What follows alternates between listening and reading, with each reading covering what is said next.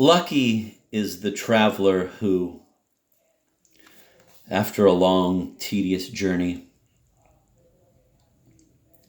with cold, sleet, dirt, sleepy post-station masters, jingling bells, emergency repairs, arguments, drivers, blacksmiths, and the shady characters he meets along the road, catches sight at last of the familiar roof and the lights of home rushing out to meet him.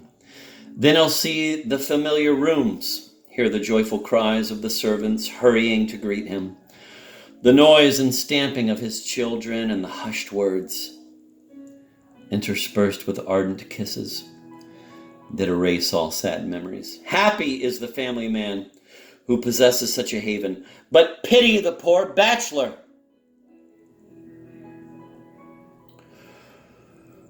Lucky is the author who, bypassing dull and repulsive characters, sadly real though they may be, is drawn to those who personify the highest human values. The author who, out of the vast, stagnant pool of humanity, selects only a few exceptional types, who has never felt the need to bring the high pitch of his lyre to a lower key, who has never condescended to gaze upon his more unfortunate brethren, and who never comes down to earth himself, being completely absorbed in lofty characters who have no contact with it.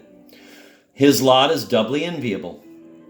Among them, he feels as if he were in his own element, while his glory spreads far and wide.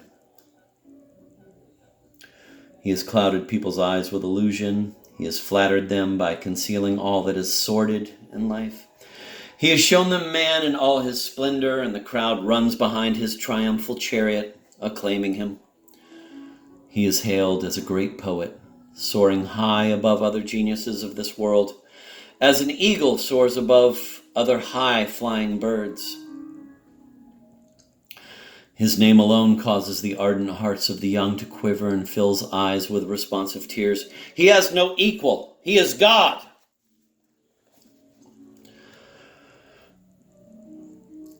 But the lot of the author who dares to bring all that he sees out into the open is otherwise. All those things that an indifferent eye fails to notice, all the slimy marsh of petty occurrences into which we sink, all the multitude of splintered, everyday characters who swarm along the drab, often painful road of life, he shows them clearly in relief, thanks to the power of his merciless chisel, so that the whole world may view them. This author will not receive worldwide acclaim, nor will he see tears of gratitude or feel the unanimous enthusiasm of hearts he has stirred.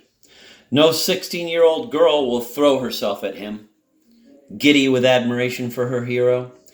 It is not for such as he to become drunk at the sweet sound of his own words. And, of course, he cannot avoid trial by his contemporaries, a hypocritical, unfeeling court, which will pronounce the characters he has created with such care insignificant and vile, will assign him a dishonorable place among authors who have insulted mankind, will ascribe to him the traits of his own characters, and will rob him of his heart and soul, and of the divine flame of talent. This is so because his contemporaries will not recognize that microscopes, revealing the movements of unseen creatures, are just as wonderful as telescopes, which give us a new view of the sun. Because his contemporaries cannot understand how much spiritual depth it takes to present a picture of the despicable aspects of life and make a work of art out of them. Because his contemporaries cannot see that noble, spiritual laughter is the equal of lyric emotion, and that there is an abyss between it and the foolishness of a common clown. Thus, the author who has been refused recognition by his contemporaries will have his works censored and rejected, and like the homeless traveler, will be left standing in the middle of the road, all alone, without response or understanding. Yes, his lot is grim, and he is doomed to bitter loneliness. Supernatural powers have ordained that I should walk hand in hand with my odd heroes, observing the life that flows majestically past me, conveying it through laughter, which the world can hear, while seeing it myself through tears it never suspects. And the time is still distant when the awesome storm of inspiration will sound forth on another note. From a head immersed in holy terror and dazzling light, when the majestic thunder of other words will be heard in fear and trembling.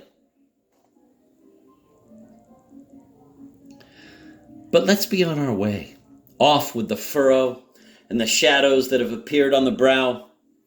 Let us dive headlong into life, with its toneless clamor and jingling bells, and see what Chichikov's up to.